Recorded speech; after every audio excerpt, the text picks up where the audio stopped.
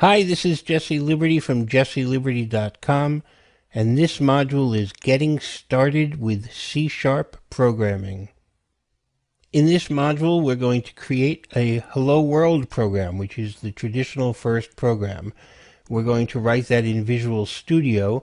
You'll see in a moment what this looks like, but the steps are to create a new project and then to select templates within that Visual C#, Windows, and Classic Desktop. Once you get to Classic Desktop, you're going to select Console Application, and then you're going to give your new application a name, a location, and click the OK button, and Visual Studio will create your new application. Here's what it looks like. On the left, you can see Classic Desktop has been selected. In the middle, Console Application, and on the bottom, we have given our new application the name Hello World.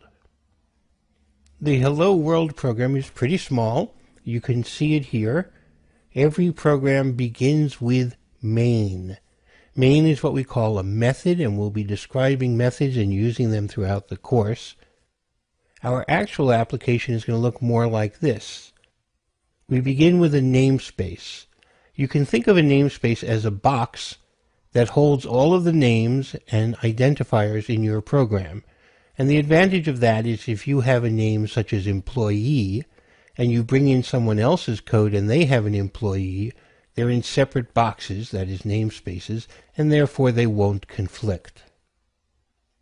Within our Hello World namespace, we're going to declare a class. Classes are absolutely central to object-oriented programming and all that we'll be doing. We'll be spending a couple modules on classes, but essentially you're creating a new type. In this case, the new type is named main class, although usually your new types will have more meaningful names than that. Inside your class, we have a method which is marked public.